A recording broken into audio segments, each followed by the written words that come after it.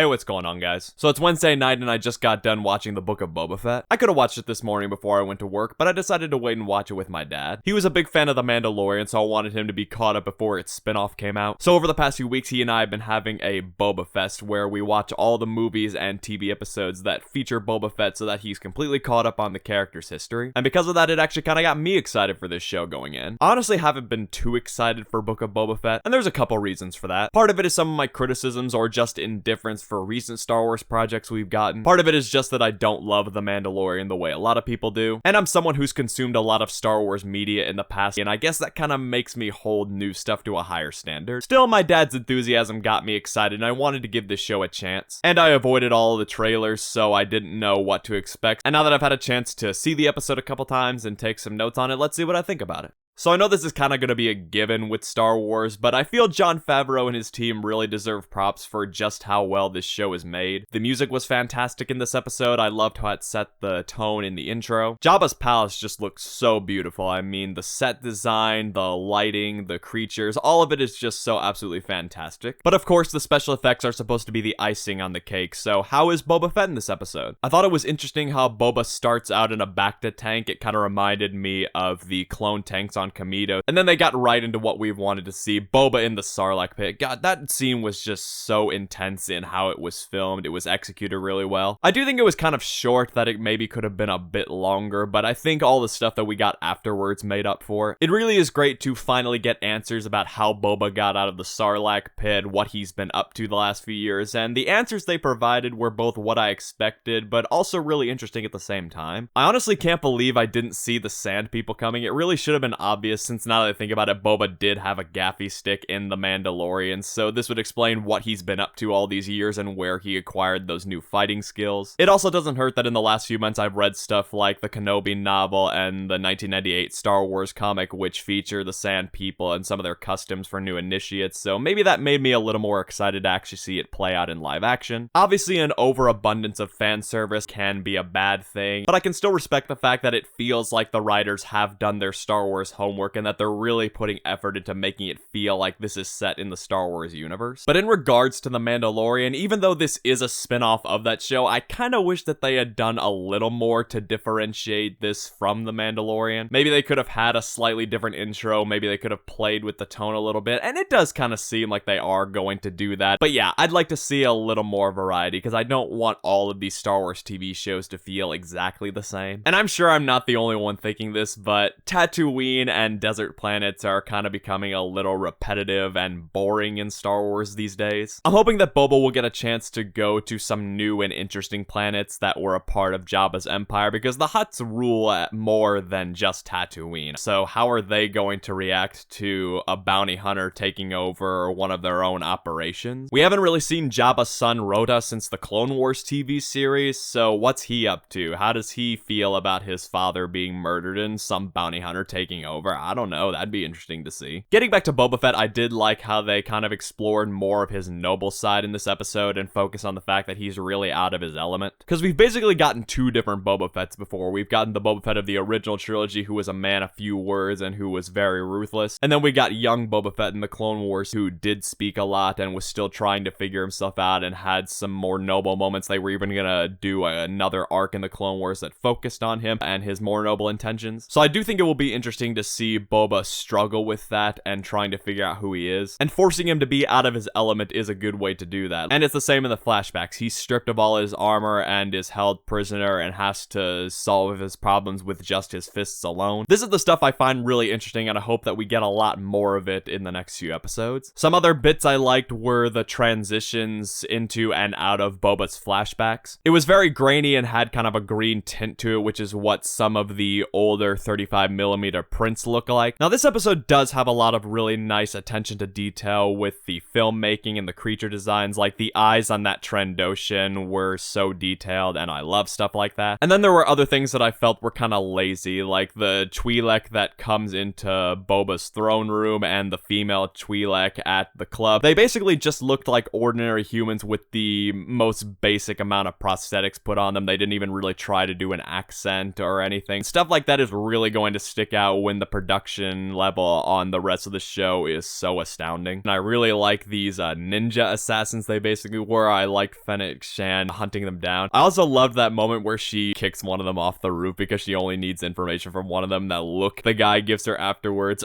Yeah, that stuff is just it's so awesome. And if we're talking about things I love in the action scenes, that look of ferocity that Tamura Morrison has on his face whenever he just really lets go in the action scenes, I loved that in The Mandalorian Season 2, and I love that they're keeping it here. Boba Fett never took off his helmet in the original movies, but they are taking advantage of the fact that he can do it here, and it is awesome. I honestly kind of wish that we were getting 2 episodes this week like they did for the premiere of Mandalorian Season 1, because I felt the ending was kind of sudden and the A-plot was unresolved. But they want us curious enough to come back for episode 2 next week, so they at least did that. I am interested to see where it goes from here. So that's my initial take on the Book of Boba Fett. I don't love it, but I like it. It's at least been a lot of fun getting to do a Boba Fett marathon leading up to it, and it gave us a lot of things we had wanted to see for a while. But now I want to hear what you guys think. What did you think of the first episode of the Book of Boba Fett? Are you excited to see where it goes from here? What do you think they're going to do in the next episode? What would you personally like to see? Whatever it is, feel free to share your thoughts down in the comments and let me know what you think. If this is your first time on the channel, be sure to leave a like and consider subscribing. Also be sure to check out my other videos. It really does mean a lot. I've done some other Star Wars videos, and I did a few reactions to The Mandalorian Season 2, so I'll link down to those if you want to check it out. And a very big thank you to my patrons. You guys are amazing, and your continued support really does mean a lot to me. As always, thank you so much for watching. This is The Way.